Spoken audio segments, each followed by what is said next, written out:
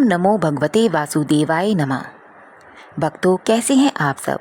आप सभी का आपके अपने ईश्वर कृपा चैनल में बहुत बहुत स्वागत है। भगवान विष्णु और माता लक्ष्मी की कृपा आप और आपके परिवार पर सदा सर्वदा बनी रहे। भक्तों, आज मैं अपनी इस वीडियो में आपको भाद्रपद शुक्ल एकादशी की पौराणिक कथा सुनाने जा रही हूँ। युधिष्ठिर कहने लगे, हे भगवान, भाद्रपद शुक्ल एकादशी का क्या नाम है?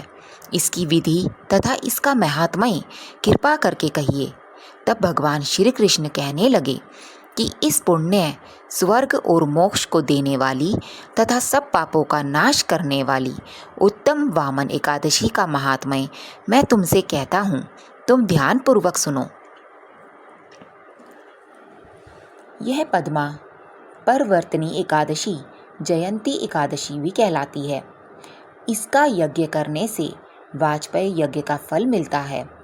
पापियों के पाप नाश करने के लिए इससे बढ़कर कोई उपाय नहीं है।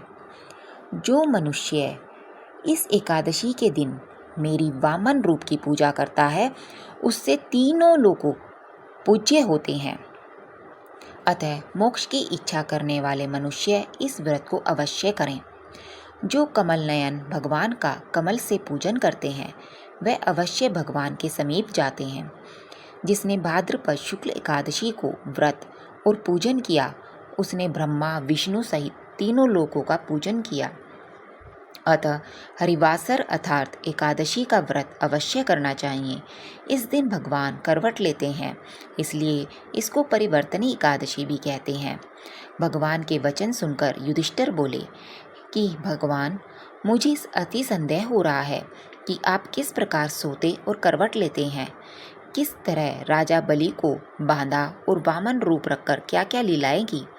चातुर्मास के व्रत की क्या विधि है तथा आपके शयन करने पर मनुष्य का क्या कर्तव्य है, सो आप मुझसे विस्तार से बतलाइए। श्री कृष्ण कहने लगे कि हे राजन, अब आप सब पापों को नष्ट करने वाली कथा का श्रवण करें। त्रेता युग में बलि नामक एक दैत्य था।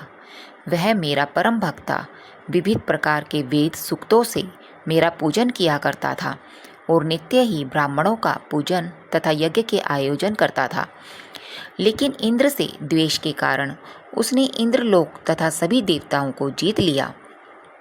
इस कारण सभी देवता एकत्र होकर सोच विचार कर भगवान के पास गए। बृहस्पति सहित इंद्रादिक देवता प्रभु के निकट जाकर और नतमस्तक होकर वेद मंत्रों द्वारा भगवान का पूजन और स्तुति करने लगे। अतः मैंने वामन रूप धारण करके 5वां अवतार लिया और फिर अत्यंत तेजस्वी रूप से राजा बलि को जीत लिया।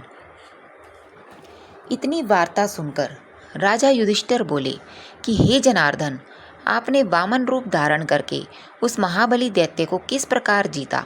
श्री कृष्ण कहने लगे, मैंने वामन रूपधारी ब्रह्मचारी बलि से 3 पग भूमि की याचना करते हुए कहा, यह मुझको 3 लोक के समान है और हे राजन, यह तुमको अवश्य ही देनी होगी। राजा बलि ने इसे तुच्छ याचना समझकर 3 पग भूमि का संकल्प मुझको दे दिया और मैंने अपने त्रिविक्रम रूप को बढ़ाकर यहाँ तक कि भूलोक में पद, भूलोक में जंगा, स्वर्गलोक में कमर, महलोक में पेट, जनलोक में हृदय, यमलोक में कंठ की स्थापना कर सत्यलोक में मुख, उसके ऊपर मस्तक स्थापित किया।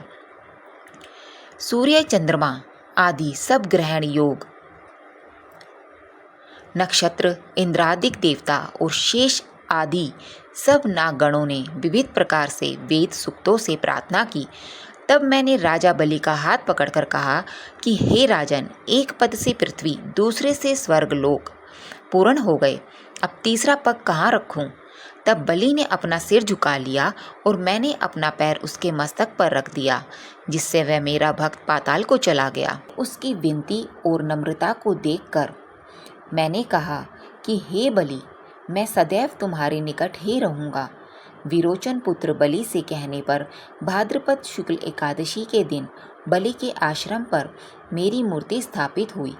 इसी प्रकार दूसरे क्षीर सागर में शेषनाग के पृष्ठ पर हुई। हे राजन, इस एकादशी को भगवान शयन करते हुए करवट लेते हैं, इसलिए तीनों लोकों के स्वामी भगवान विष्णु का उस दिन पूजन करना चाहिए। इस दिन तांबा, चांदी, चावल और दही का दान करना उचित है। रात्रि को जागरण अवश्य करना चाहिए। जो विधि पूर्वक इस एकादशी का व्रत करते हैं वे सब पापों से मुक्त होकर स्वर्ग में जाकर चंद्रमा के समान प्रकाशित होते हैं और यश पाते हैं। जो पापनाशक इस कथा को पढ़ते या सुनते हैं उनको 1000 अश्वमेध यज्ञ का फल प्राप्त होता है। तो भक्तों, ये थी परिवर्तनी एकादशी की कथा।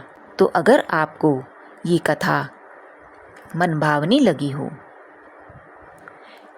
मनभावनी तो ये कथा है, मगर अगर मेरे द्वारा कही जाने पर आपको मन भाई हो तो मेरे चैनल को आप लाइक, सब्सक्राइब और शेयर करना ना भूलें भक्तों।